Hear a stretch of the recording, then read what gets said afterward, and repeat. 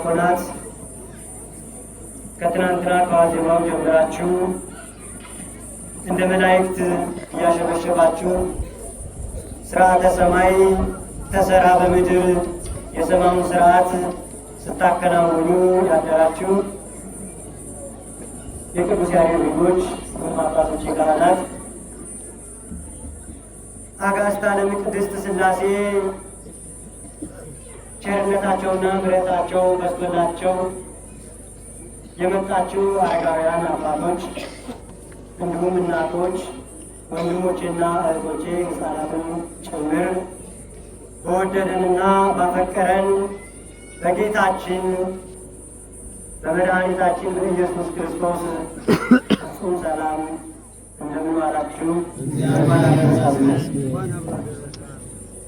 አሜን። ቸርነቱ የማያልቅበት ልዑል እግዚአብሔር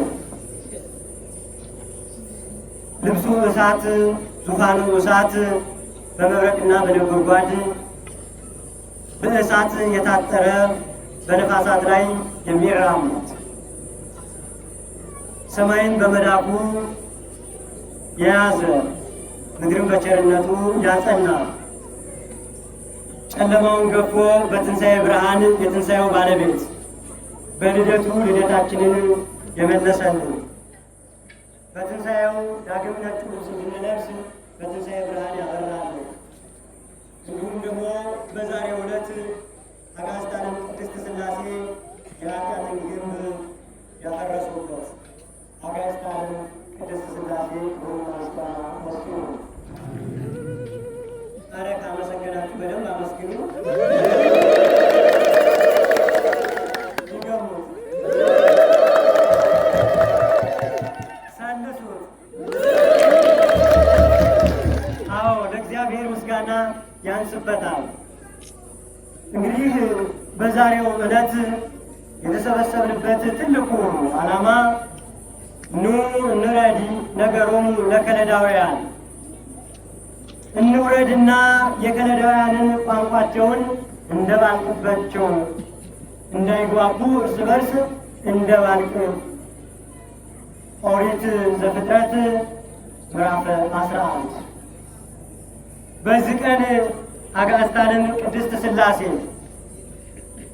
ሁላችንንም ካለመኖር ወደ መኖር ያመጡን በአራቱ ባህርያተ ሥጋ ያጸኑ በሦስቱ ባህርያተ ነፍስ ለባዊት፣ ሕያዊት፣ ነባቢት ከሰባት ነገር ሰው ተባል ባሪያውና በአምሳሉ የፈጠረን እግዚአብሔር በዚህ ቀን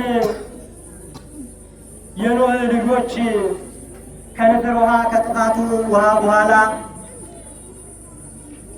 ወደ ባቢሎን ሂደው ሰፈሩ።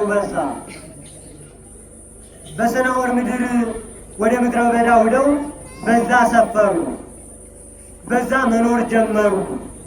በዛ ሲኖሩ በዚች ምድር በምንቆይበት ቆይታችን ለስማችን ማስጠሪያ ትውልድ እንዲዘክረን ስማችን እስከ ልጅ ልጅ ድረስ እንዲቆይ ሕንፃ እንገንባ፣ በዛውም ደግሞ ገንብተን አባቶቻችንን በንፍር ውሃ ያጠፋውን እግዚአብሔርን እንዋጋለን።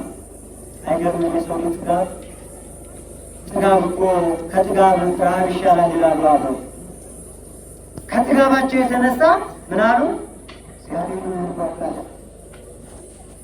በጣም ጥጋባቸው እስከ አፍንጫቸው ድረስ ደረሰ።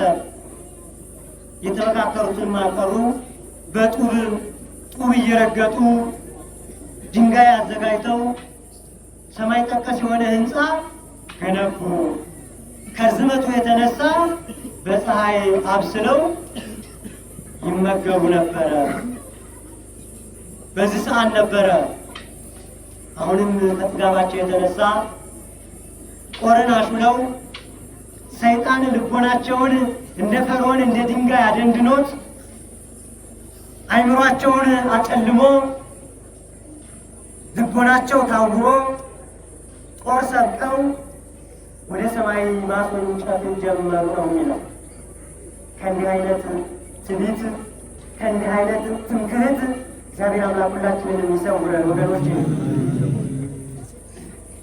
ወደ ላይ ሲያስወነጭፉ ሰይጣን በምታት በተንኮል እጃቸው ላይ የወረወሩትን ጦር ደም እየቀባ በምታት ያሳያቸው ጀመር። የወጡ ስብራት